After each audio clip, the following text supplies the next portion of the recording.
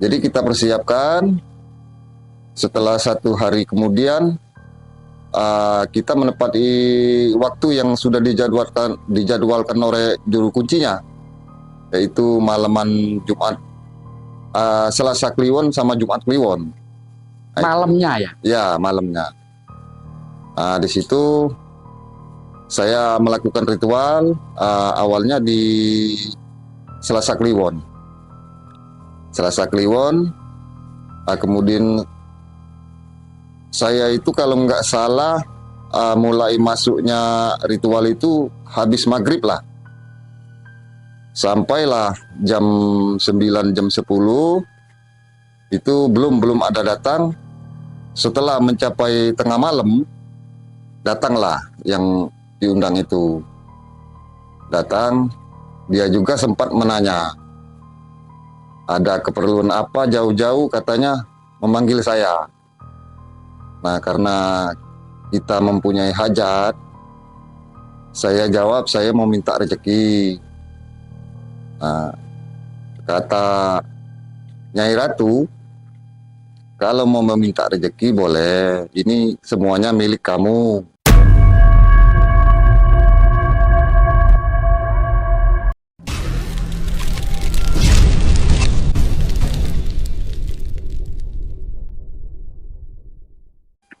Sobat Ekspedisi Kang Odeng, pada kesempatan kali ini kita ditemani oleh seorang narasumber yang bernama Pak Ferdi. Pak Ferdi ini asli Sumatera, Pak ya? Ya, dari Sumatera. Berapa hari Sumatera ke Banyuwangi ini, Pak? Naik apa tadi? Naik mobil bis itu dari Sumatera itu 2 hari 2 malam. 2 hari 2 malam? Ya. Masya Allah. Tapi lancar tadi, Pak ya? Alhamdulillah lancar ya. Katanya Bapak Febri ya? Ferdi apa Ferdi? Ferdi. Katanya Bapak Ferdi ini sering kali mencari pesugihan, Pak ya?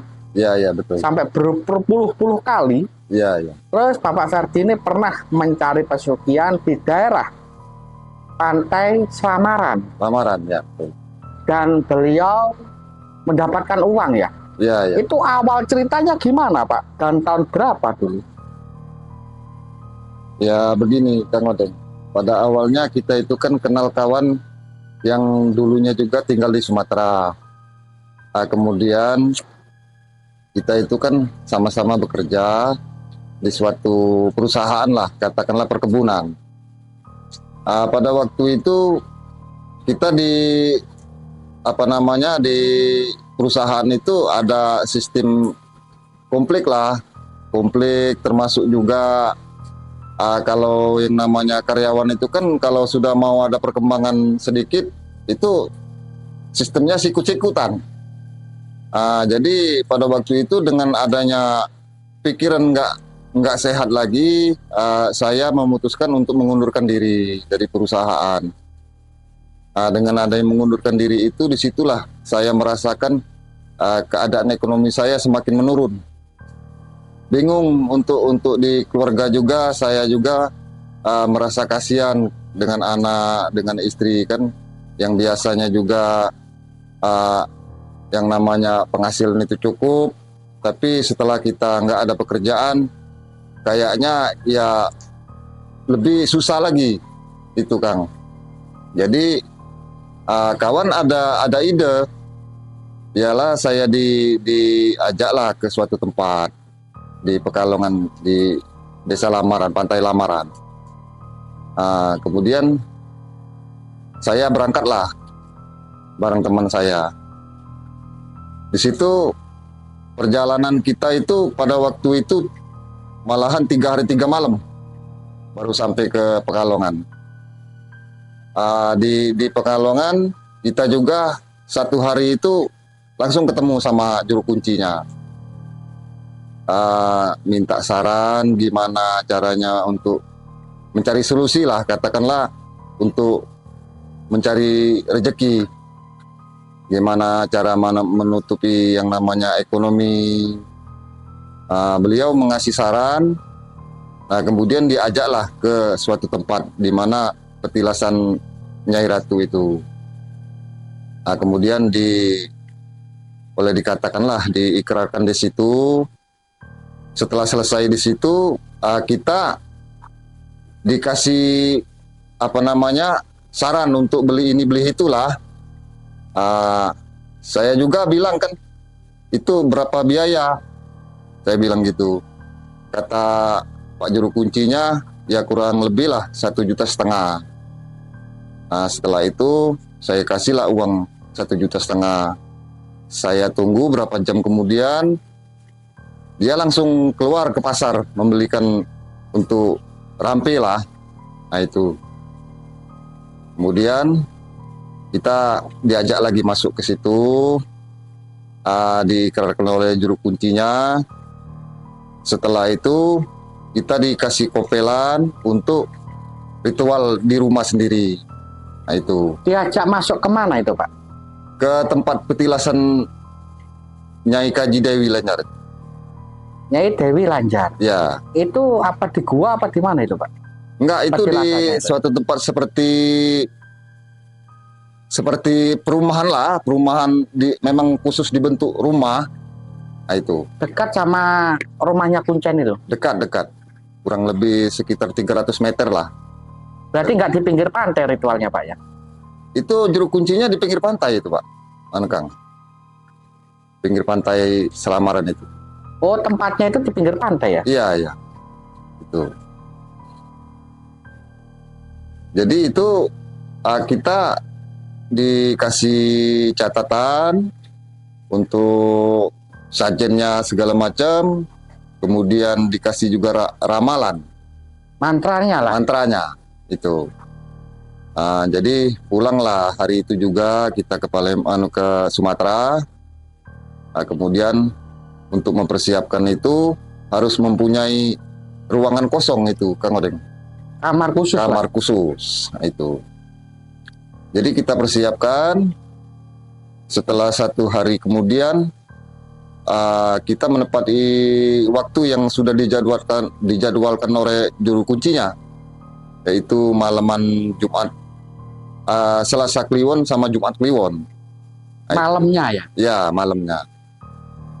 Di situ saya melakukan ritual awalnya di Selasa Kliwon.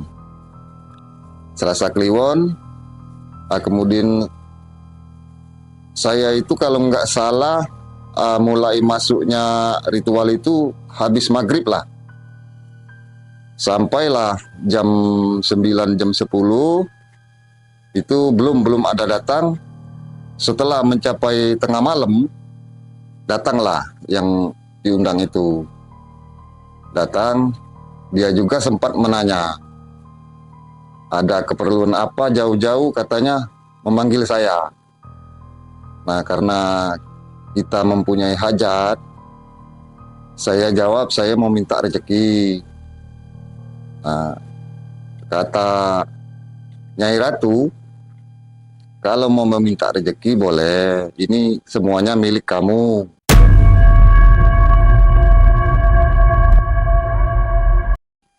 Dia kan membawa seperti peti. Di situ ada orang 6 itu, Kang Odeng. Yang perempuan di belakang Nyai Kaji tadi, yang di kiri kanan itu ada orang dua yang bawa peti. Tapi katanya ada syarat. Kalau kamu bersedia memberikan syarat itu, peti ini milik kamu. Dia bilang gitu. Apa itu Nyai? Syaratnya itu kalau kamu mau memenuhi syarat, anak kamu yang paling tua itu saya sekolahkan. Dia bilang begitu.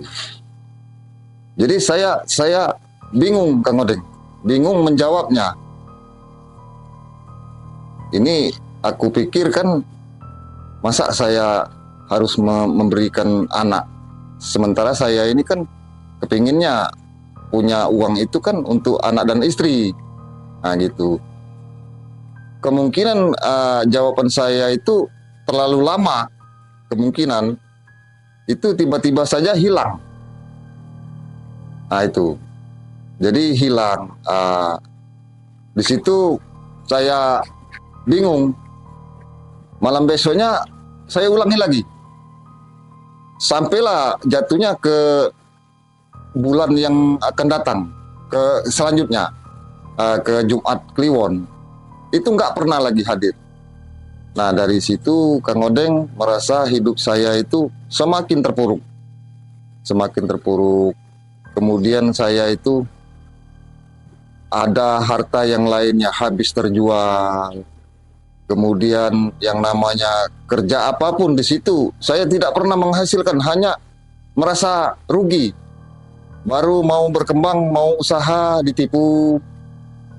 Kemungkinan apa dampak dari itu semua, apakah itu yang namanya hanya kebetulan, yang jelasnya sampai saat ini yang namanya usaha saya itu nggak ada yang sifatnya menguntungkan.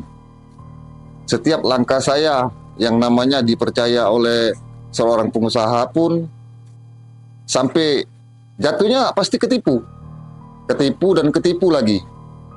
Jadi itu perjalanan saya, sampai saya pada waktu itu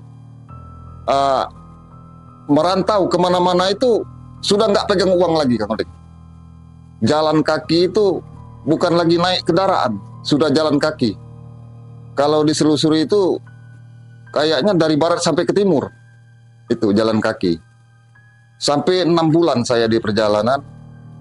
Sebetulnya apa yang saya rasakan itu, ya saya bingung. Harus bagaimana harus saya memulihkan yang namanya keadaan hidup saya. Saat itu juga Kang Odeng, untuk keluarga, di sisi keluarga pun tidak ada yang mau yang namanya mendengarkan keluhan kita, Pak Kang Odeng. Apalagi mau membantu. Jadi kalau keluarga itu sudah nggak ada pandangan lagi atau belas kasihan. Yang namanya kita usaha pun dia nggak pernah yang namanya peduli. Apalagi dalam keadaan tidak usaha. Itu Kang Odeng. Jadi Bapak ini di Pantai Selamaran sana cuma ritualnya nggak di sana, Pak ya? Nggak Cuma masuk ke petilasan itu aja. Petilasan itu aja. Terus sama kuncinya disuruh memanggil di rumah Bapak, Ya, Pak Fardi di Sumatera sana. di Sumatera ya. Terus Bapak disiapkan kamar khusus untuk Ya, ritual itu ya. di rumah Bapak sendiri. Ya. Terus waktu itu pas datangnya gimana, Pak? Si Dewi Lanjar ini datangnya itu apa tiba-tiba datang? Tiba-tiba datang. Tiba-tiba di depan. Iya. Di depan Bapak. Iya. Terus membawa berapa pengawal waktu itu Dewi Lanjar? Itu dia yang pakaian hitam-hitam itu ada 4 pengawal. Di kanan 2, Ya, di kiri 2. 2. Terus? Itu yang di belakang Nyai Ratunya itu ada 2 wanita, putri. Ada 2 lagi. Ada 2 lagi. Di situ membawa andong apa kereta nggak, Pak? Enggak, itu tiba-tiba sudah ada di depan saya. Itu. Waktu Bapak ritual di rumahnya, di kamar Bapak ya, Ya. itu lampu itu nyala apa gelap? Gelap. Gelap. Ya. Si Bunda Dewi Lanjar tadi datang, itu terang apa tetap gelap? Pas beliau datang. Terang itu. Jadi, waktu ritual kan nggak boleh ada lampu ya. Ya, betul. Terus beliau datang, jadilah terang. Terang, ya. Itu. Tapi datangnya nggak ada hembusan apa gimana? Pertama kali datang, nggak ada firasat apa gimana? Ada itu seperti apa namanya, angin kencang Di dalam kamar di dalam kamar. kan nggak mungkin angin masuk, Pak. Iya, betul. Nah, setelah angin itu hilang, lah muncullah itu. Nah, itu. Saya juga sempat heran kan, kok nggak ada yang namanya dari mana datangnya kan? Nah, itu. Jadi setelah dia muncul, dia bertanya langsung.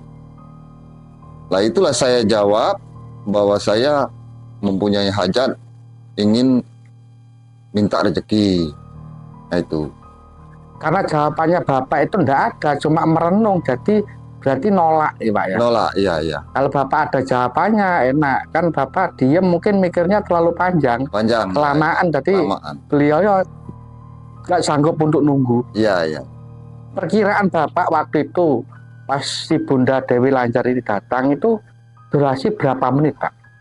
Beliau datang ini Pak. Maksudnya Bapak bisa bertatapan muka dan ngobrol itu perkiraan berapa menit? Itu kurang lebih sekitar 6 menit. Antara 6 menit Pak. Ya, itu. Kalau bisa digambarkan gimana sosok beliau Pak? Kalau Bapak waktu ketemu itu. Gambaran badannya, wujudnya si Bunda Dewi Lanjar. Oh iya iya. Ya itu kayak yang namanya ratu. Ratu itu pakai mahkota, kemudian di sampingnya juga ada kayak kembangnya. Bunganya ya. Nah itu. Cuma itu pakaiannya selendangnya kuning. Itu Kang Odeng. Selendangnya kuning. Terus bagian bawahnya itu seperti orang keraton lah. Pakai sewek lah ya? Ya, itu. Lah kalau yang dua putri itu ada yang selendangnya merah, ada yang warnanya ungu. Yang satunya lagi. Tapi sosok beliaunya si Dewi Lanjar kuning ya? Kuning. Selendangnya. Kuning. Gitu. Terus pengawalnya di samping-samping itu pakainya hitam semua? Ya, yang pengawal yang dekat peti itu pakainya hitam. Peti itu dibuka nggak Pak waktu itu? Enggak dibuka itu. Nggak tahu isinya apa Pak? Enggak tahu. Perkiraan itu besarnya seberapa peti itu Pak? Sekitar lebarnya itu 1,5 meter. Panjangnya itu kurang lebih lah 1,20 m panjangnya itu. Kayak peti mati lah Pak ya? Iya. 1,20 m. Itu diangkat orang nganu makhluk satu itu, pengawalnya itu apa berdua bawa peti satu? Ya kan karena Bapak kan di kanan 2, di kiri 2. Nah terus yang memegang peti itu pengawal 2 ini apa sendiri dia Pak? Berdua dia tuh satu peti itu. Satu peti dibawa berdua? Berdua. Itu. Kalau boleh tahu Bapak ini melakukan ritual pesugihan mulai tahun 2009 ya? Iya. Sampai berapa kali sampai sekarang Pak? Itu kalau nggak salah mungkin adalah 10 kali. 10 kalian? Iya. Sekarang usia Bapak berapa? 51. 51 tahun. Ya. Sudah punya cucu ya? Sudah 1. Kenapa kok harus mencari pesugihan terus Pak? Kan sering gagal Bapak kan? Iya. Kan tahu setiap ritual itu diperlukan biaya juga. Iya. Kenapa harus mencari? Nggak cari ikhtiar ke yang benar gitu loh Pak? Kenapa harus mencari pesugihan?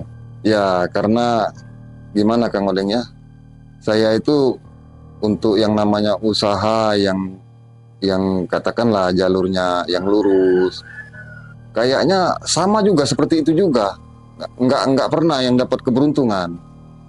Jadi ya disitulah posisi saya bingung akhirnya kan, gimana caranya kita itu kan mempunyai usaha yang kira-kira bisalah membantu keadaan yang namanya kehidupan kita kan di dalam rumah tangga.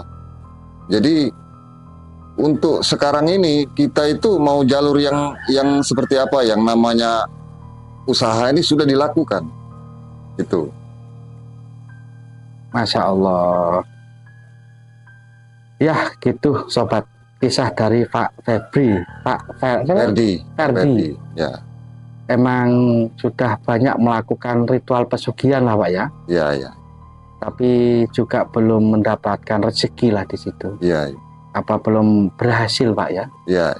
Ya gitulah sobat, kita mengambil hikmah. Setiap ritual diperlukan modal, diperlukan niat dan tekad. Itu aja belum bisa dipastikan berhasil. Iya. Gitu Pak ya? Iya. Ya, moga-moga nanti apa ke depannya ada rezeki untuk Bapak. Ya, amin. Ya, amin. kita tutup dulu Pak ya. Ya, oke. Assalamualaikum warahmatullahi wabarakatuh. Waalaikumsalam warahmatullahi wabarakatuh.